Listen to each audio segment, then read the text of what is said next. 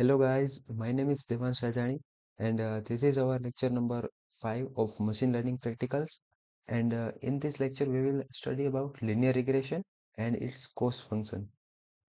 तो अभी तक के लेक्चर में हमने देखा था कि मैं आपको दिखा दूं तो लेक्चर 1 to 4 हो गए हैं प्रैक्टिकल्स के, जो आप मेरे चैनल में चेकआउट कर सकते हो।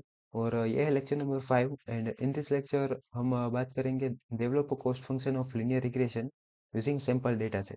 ठीक है, तो पहले हम देखेंगे लिनियर रिग्रेशन क्या होता है और उसका कॉस्ट फंक्शन क्या होता है और उसे हम कैसे डिफाइन करते हैं।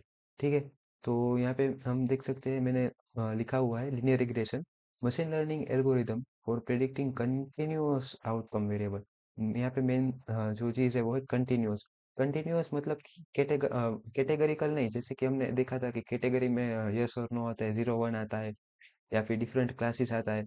पर कंटिन्यूअस वैल्यू में मतलब different types of data like point में आ सकता है, number of students, number of faculties, height, weight, वो सब कंटिन्यूअस में आता है, जिसको हम मतलब प्रेडिक्ट कर सकते हैं यूजिंग लिनियर रिग्रेशन।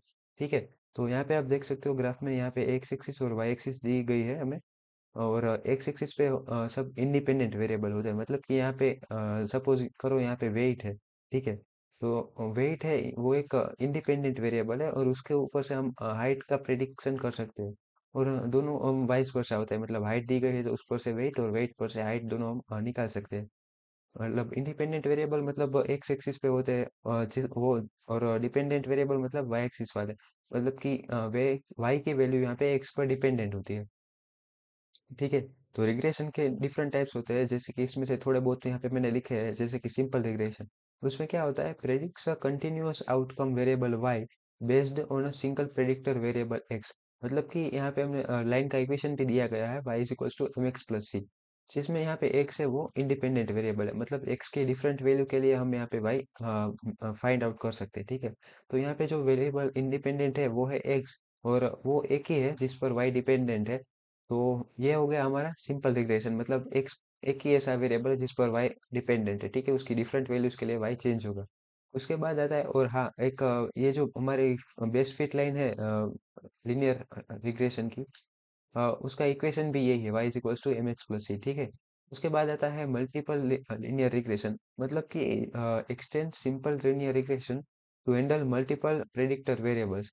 मतलब कि यहाँ पे हम देख सकते हैं Y is equals to M X plus C में एक ही वेरिएबल है जिस पर वाई डिपेंडेंट है। और यहाँ पे हम देख सकते हैं Y is equals to M1 X1 plus M2 X2 plus up to M n Xn। मतलब कि इतने सारे X1 X2 X3 up to Xn तक वो सब वाई पर मतलब वाई उन सब पर डिपेंडेंट है। और यहाँ पे बी मतलब कि इंटरसेप्ट होता है। सपोज कि ये लाइन को हम पीछे से करें, तो यहाँ पे कुछ जीरो पे वो आ जाएगा, मतलब कि एक्स की जीरो वैल्यू पर वाई की वैल्यू क्या होगी। तो Y is equals to M X plus C में देखिए, हम यहाँ पे ये थोड़ा क्लीन कर लेता हूँ। Y is equals to M X plus C में हमें सी की वैल्यू फाइंड आउट करनी होती है, तो हम इसके लिए एक्स को जीरो बना लेते हैं, तो ये पूरा टर्म कैंसिल आउट हो जाएगा। तो वाई इज इक्वल्स टू सी, मतलब कि एक्स के क्या वैल्यू पर एक्स की जीरो वैल्यू पर वाई की वैल्यू क्या होगी। तो इसे हम इंटरसेप्ट बोलते हैं। और यहाँ पे एम मतलब कि स्लोप, यहाँ पे आप देख सकते हो डिफरेंट डेटा पॉइंट्स है, तो डेटा पॉइंट्स का मतलब स्लोप, मतलब ये इसे हम स्लोप फाइंड आउट करते हैं, इसका एक्स यहाँ पे होता है और वाई यहाँ पे होता है। ठीक है, और इसका जो ये होता है उसे हम स्लोप कहते हैं, तो वो एम से डिनोट होता है। और लॉजिस्टिक रिग्रेशन के बारे में हमने लास्ट लेक्चर में देखा था, क्लासिफिकेशन के लिए वो यूज होता है। और वो सिग्मोइड ऐसा ग्राफ देता है और यहाँ पे थ्रेशोल्ड होती है। ठीक है, ये आपने देख लिया, अगर नहीं देखा हो तो आप बिल्कुल चेकआउट कर लीजिएगा, क्योंकि वो भी एक इम्पोर्टेंट है। ठीक है, और ये हो गया हमारा रिग्रेशन, मतलब कि कंटिन्यूअस आउटकम को वो प्रेडिक्ट करेगा। ठीक है, तो अब बात करते हैं कॉस्ट फंक्शन क्या होता है। कॉस्ट फंक्शन मतलब सिंपली ऐसा हम कह सकते हैं कि टोटल एरर कितनी है, हमारा मॉडल कितना एक्यूरेट प्रेडिक्ट करता है। ठीक है, तो यहाँ पे हम देख सकते हैं कि डिफरेंट डेटा पॉइंट्स है। तो ये डेटा पॉइंट की बात करें तो यहाँ पे उसका कुछ वाई होगा और यहाँ पे कुछ उसका एक्स होगा, यहाँ पे एक्स होगा और यहाँ पे वाई होगा। तो यहाँ पे देख सकते हो कि ये एक्चुअल वैल्यू यहाँ पे है, लेकिन उसने मॉडल ने प्रेडिक्ट यहाँ पे किया। तो जो ये इतनी आई, ये क्या होती है, ये होता है हमारी एरर। इतनी जो आई इसे एरर कहते हैं। तो यहाँ पे भी देख सकते हो, यहाँ पे भी इतनी एरर है, यहाँ पे भी इतनी एरर है, यहाँ पे भी एरर है। तो ये सब एरर को हम माइनस करके, मतलब एक्चुअल माइनस प्रेडिक्टेड करेंगे और उसका सम करेंगे स्क्वायर करके, तो हमें टोटल कॉस्ट फंक्शन मिल जाएगा। ठीक है, तो उसका फॉर्मूला भी है, मैं यहाँ पे लिख लेता हूँ। कॉस्ट इज इक्वल्स टू मैं आपको एक्सप्लेन करता हूँ बाद में, मैं पहले लिख लेता हूँ। Cost is equals to 1/2m sigma I is equals to 1 to m Y I of predicted, मतलब कि जो हमने वैल्यू मॉडल ने प्रेडिक्ट किए, minus Y I of actual का स्क्वायर कर देंगे। ठीक है, तो अब हम देखते हैं इसका क्या मीनिंग होता है। एम मतलब नंबर ऑफ डेटा पॉइंट्स। यहाँ पे आप देख सकते हो 1 2 3 4 5 6 8 9 10, मतलब 10 जैसे यहाँ पे डेटा पॉइंट्स है, तो एम की वैल्यू होगी 10। और I is equals to 1 to m, मतलब यहाँ हमें यहाँ स्टार्टिंग पॉइंट से लेके सब डेटा पॉइंट कवर करने हैं, मतलब एम तक के सब डेटा पॉइंट्स। वाई आई प्रेडिक्टेड, मतलब वाई सपोज 1 हुआ तो वाई वन का प्रेडिक्टेड वैल्यू क्या है, तो ये वाई वन है, तो इसका प्रेडिक्टेड वैल्यू यहाँ पे मैं इरेज करके दिखाता हूँ आपको।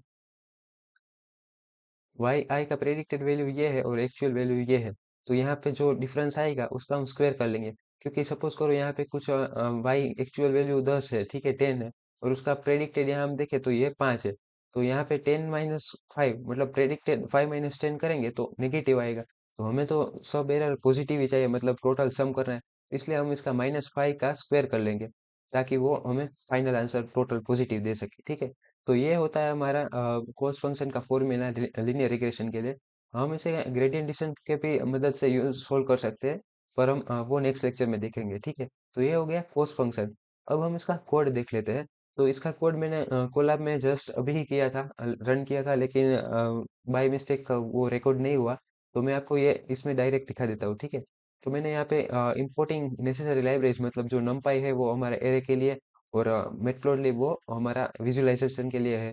तो वो मैंने इंपोर्ट कर ली। ठीक है, मैं आपके यहाँ पे रन भी कर लेता हूँ, शिफ्ट पर सेंटर दबा के। ठीक है, तो ये आप देख सकते हो दोनों रन हो गए। यहाँ पे मैंने प्रैक्टिकल फाइल दिया गया है, ठीक है, अभी की ही फाइल है थोड़ी देर पहले। उसके बाद मैंने एक्स और वाई बना लिया है मेरे हिसाब से, क्योंकि इसमें हम बड़ा डेटा सेट यूज नहीं कर रहे हैं। तो यहाँ पे देख सकते हो 1 2 3 1 to 8 तक एक्स है, मतलब कि यहाँ पे एक्स है 1 to 8 तक। और यहाँ पे वाई है, वाई रेंडमली मैंने ले लिया है, 1 के कोरस्पॉन्डिंग 2, 2 के कोरस्पॉन्डिंग 3। अब और उसका मैंने पीएलटी डॉट स्केटर करके प्लॉट कर लिया है, यहाँ पे देख सकते हो। तो ये सब स्केटर करने के बाद आगे हम कॉस्ट फंक्शन और हाइपोथेसिस काउंट करेंगे, इसलिए हमने फंक्शन बनाए। First of all M is equals to length of Y, मतलब जो ये सब वेरिएबल है वो उस सबको हम टर्न बाई टर्न लेंगे। तो इसका मैंने M is equals to length of Y कर लिया है। ठीक है, और यहाँ पे हम यूज करेंगे Y is equals to M X plus C for बोल दिस कोड। ओके, तो थीटा जीरो मतलब है हमारा intercept. Y is equals to M X plus C में यहाँ पे हमने देखा Y is equals to M X plus C, जो इक्वेशन है, तो उसमें सी है इंटरसेप्ट है, तो इंटरसेप्ट की वैल्यू हम सभी के लिए जीरो ही रखेंगे। और एम की वैल्यू चेंज करेंगे, मतलब कि स्लोप और थीटा वन हमारे लिए, और वाई और एक्स हमने दिए गए हैं। ठीक है, तो यहाँ पे एम इंटरसेप्ट है हमारा थीटा जीरो, हमने जीरो ही रखा है, और थीटा वन मतलब कि स्लोप वो भी जीरो रखा है। तो उसके बाद हाइपोथेसिस, मतलब कि ये हमें प्रेडिक्ट करके क्या देगा, Y is equals to M X plus C है, तो ये वाई है वो, मतलब वाई हेट हम इसे कह सकते हैं। तो उसको हाइपोथेसिस बोलेंगे, उसमें हम थीटा जीरो थीटा वन और एक्स देंगे। थीटा जीरो मतलब इंटरसेप्ट सी, यहाँ पे सी दिया गया है, थीटा वन मतलब एम, और एक्स दिया गया है। ठीक है, और वो हम सिंपली रिटर्न कर देंगे यहाँ पे। उसके बाद हम टोटल कॉस्ट, मतलब कि कॉस्ट फंक्शन है हमारा, वो हम काउंट करने के लिए फंक्शन बनाएंगे, जिसमें हम theta zero theta one x और वाई देंगे, पास करेंगे। जैसे कि हमने यहाँ पे फॉर्मूला देखा। ठीक है, तो हम इसको इम्प्लीमेंट कर रहे हैं अभी। तो इसके लिए मैंने पहले total cost equal to zero ले लिया है। उसके बाद मैंने एक फॉर लूप रन किया है, और इन रेंज ऑफ ए, मतलब कि जितने वाई पॉइंट्स है उसको रेंज में लेंगे हम। Total cost plus equal to hypothesis, मतलब कि ये फंक्शन जो हमने बनाया है ये, उसमें थीटा जीरो पास कर देंगे, थीटा वन पास कर देंगे, और एक्स ऑफ वाई, मतलब कि वाई की वैल्यू अगर मतलब वाई ऑफ वन मतलब ये हुआ, वाई ऑफ जीरो मतलब ये हुआ, तो उसके अकॉर्डिंग एक्स ऑफ जीरो मतलब ये वन होगा। ठीक है, तो उसको हम पास कर देंगे, और माइनस वाई आई होल स्क्वायर। तो ये क्या किया हमने, इतना हमने पहले इंप्लीमेंट किया है total cost, Y predicted minus Y actual का स्क्वायर। वाई प्रेडिक्टेड मतलब वो सिंपली हो जाएगा हमारा जो हमने ये हाइपोथेसिस क्रिएट किया वो। ठीक है, और रिटर्न कर देंगे total cost divide by 2m, ये फॉर्मूला के मुझे। ठीक है, रिटर्न टोटल कॉस्ट कर दिया। अब हम theta one values equals to NP dot line space लेंगे, मतलब -10 to 10 के रेंज में हम 50 वैल्यूज थीटा वन की, मतलब कि स्लोप की डिफरेंट वैल्यूज लेंगे, और देखेंगे कॉस्ट क्या आता है। ठीक है, तो इसके लिए कॉस्ट देखने के लिए मैंने एक सिंपल सा नल एरे ले लिया है, एम्प्टी एरे। और for theta one, in theta one values, मतलब कि जो यहाँ पे जनरेट की, उसमें एक एक वैल्यू लेंगे, और उसका हम कॉस्ट फाइंड आउट करेंगे। ठीक, उसमें कॉस्ट फाइंड फाइंड आउट करने के लिए कॉस्ट फंक्शन में हम theta zero, theta one, x और वाई लिया है, ठीक है। थीटा जीरो यहाँ पे हम चेंज नहीं करेंगे, सिर्फ स्लोप चेंज करेंगे, ठीक है। तो यहाँ पे जो थीटा वन है ये यहाँ पे पास कर दिया और एक्स और वाई पास कर दिया है, ठीक है। और जो कोस्ट आएगा उसको हम इस एरे में अपेंड कर देंगे, ठीक है।